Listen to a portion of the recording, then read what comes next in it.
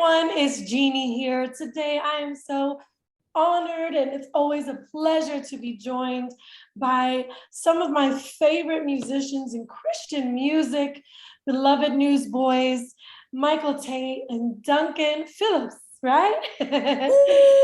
See, I knew that. They're currently on tour. You guys have a concert tonight, if I'm correct. And Yes. they're here to talk about their single Stand, just the impact that that's making, the tour, the album. I'm so excited to chat with you guys. How are you? We are Awesome. well. We're good. Yeah, great. So talk to me about Stand. Michael, you and I think we spoke earlier this year about the album, and just this was We did. before everything, was out there and the world really was able to consume and see what it was that you guys were doing. So let's Right. kind of talk about what you've seen since. I know Stan is it's becoming another one of these newsboy anthems that we love. So talk about that. Well, the song itself is special because we wrote it during the COVID. Well, still COVID, I guess now, but we No, wrote- it's over. It's done. It's over. I Yes. guess. Well, we wrote it during the high COVID, and about where we are in America and such a divided country nowadays. People fighting over race, they're fighting over we're having wars in other countries. The wars in disarray, but the Bible tells us it was coming anyway. But the question more important is, where do we stand during all of this? Where are our heads? Where are our hearts? And I often say, we have to stand at the foot of the cross. And that's where everything, that's where all roads meet. You know, I would say this is in order right here, and this is in order. Life can be this way in order if God is part of it. And the cross is where it meets for us. So Stand is a song, one of those anthems that you mentioned, like a We Believe, like a God's Not Dead, that hopefully has make people ask the tough questions like, where's your heart? What do you really believe? What are you going to do when the rubber meets the road? Where do you stand? Yeah. And can you kind of share just how people are receiving it? Some of the feedback that you're getting? Well, a lot of people obviously start songs like We Believe in God's Not Dead. People tend to gravitate to things that challenge them, I think, sometimes in music, because there's so much gray area, so much fodder out there. We're living in such a crazy world. You want something with meat, something with legs. So a song like Stand literally has people, when we do it live in concert, people might be sitting, we actually stand up, no pun intended, because this song has lyrics that move you to that. They poke at important things we should already know, but sometimes we slip. Sometimes we slip and we lose our way and we don't stand. We have the chance to. Right. And you kind of mentioned it a minute ago, but the Bible talks about we hear of rumors of wars, and we're currently seeing a war happen. We're seeing people cave into whether it's politics or even social things or anything. How do you guys encourage other believers, especially the younger generation, or maybe those that aren't as solid on their faith yet, to stand, to not cave in, to not take the mark of the beast? I'm a pastor's wife, and I tell my people all the time, I'm like, you guys are allowing the cares of life now to make you bow. How will you stand when we have to stand, when we won't have the option? I would love to hear from you guys. You both have been standing for so many years. Yeah, I think it's something that's just inherently within us. I think it's deep down inside us. We don't know any other way, and it's not that doesn't mean we need to get part of something sectarian or weird or odd about it. But I just think at some point in time, we're just going to say this is what we believe, and good or bad or anything else, this is where it is. I mean, Michael says every night that his dad used to tell him, if you don't stand for something, you fall for anything. Yep. And there's a truth to that. So there again, I think love people as much as you can, be a light to the world. But I think at some point you got to say, well, at the end of the day, there is a line in the sand, and you got to draw it. You got to draw that line and say, well, I'm on this side. That's just where I sit on certain things. But getting back to the wars and rumors of wars, guys, I think the best years are ahead of us. I think I don't believe everything I see on the mainstream media. I'm not saying it's not real. Don't get me wrong. I know it's real. I know it's really happening. But I think sometimes there's a lot more going on that we're totally unaware of. That's right. With these things. So be encouraged. God is good. We win in the end. It's all good. Yeah. And worst case scenario, if we all die, we will go to be with our Creator. So in the scope of eternity, this is just a very, very small part of time. So if it all gets to that, which I don't believe it will, I really don't. I believe that the greatest revival is ahead for this world. I think there's so many wonderful things coming in the future once we get past this moment of time. That's what I believe. Yeah. And I've got to believe that. That's my hope, right? Because if you don't have, people that don't have hope or don't have a hope, it must be a horrible way to live your life. Yeah. But I think the wonderful thing, what we do have this incredible hope and faith in something that is far greater than who we are, far greater than ourselves, far greater than NewsBoys, far greater than Michael Taylor, Duncan Phillips. But there is this wonderful thing that I believe is coming ultimately. So I got to say, best times ahead of us. I think good times are ahead, and we've got to go through this moment in time, but be encouraged. It's all good. And the lyrics to the song says, well, simply, who will I be when trouble comes calling for me? Will I live the way I believe when I'm backed up against the wall? Therein lies the question. Will you stand? Will you fall? Will you sit? Will you stand? Yeah, it's it's something that I hope that we as a people just continue to do. What I love about the Newsboys is, I write a lot of stories of musicians and all that, and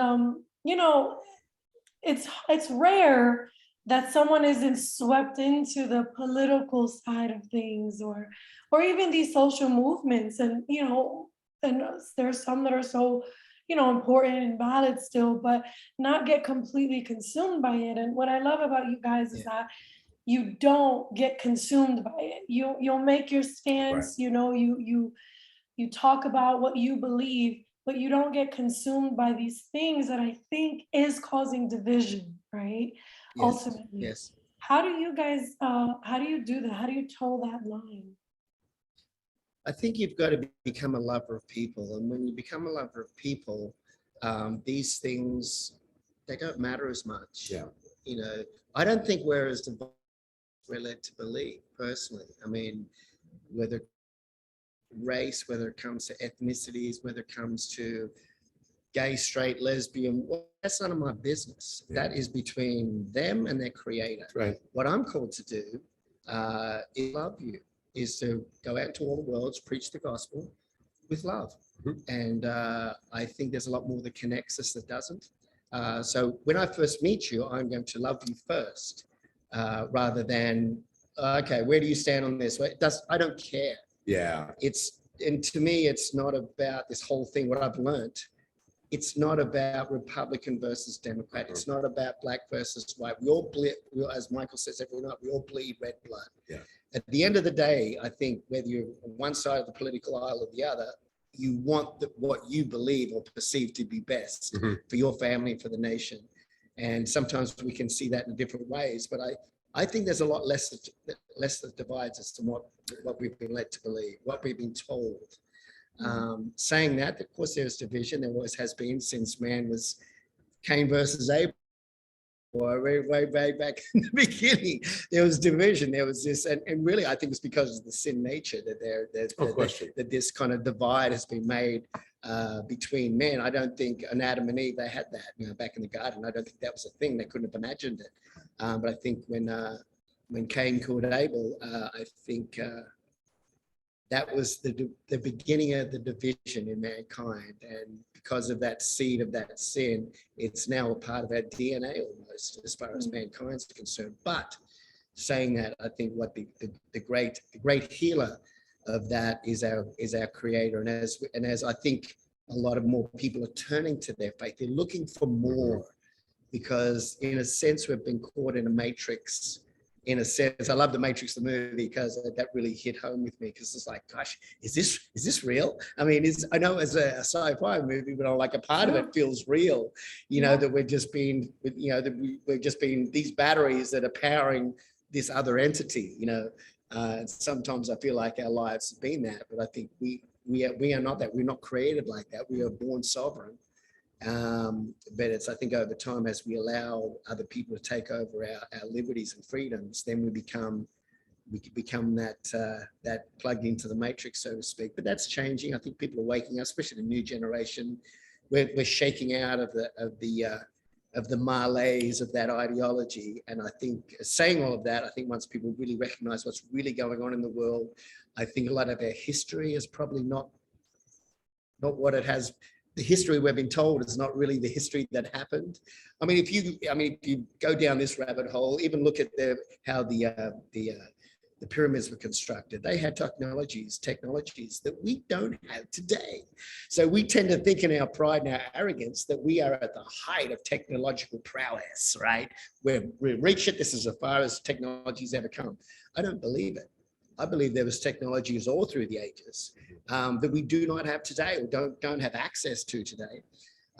So not to go too far down that, but it makes you start to think, well, maybe if we've been lied to about that, what else have we been lied about, right? As far as, without getting too weird, but I'm just saying it starts that spark of, okay, well, if that's been a lie, maybe everything I'm seeing on the TV, maybe there might be some lies there too. And maybe what this guy says is lies, and maybe, I don't know.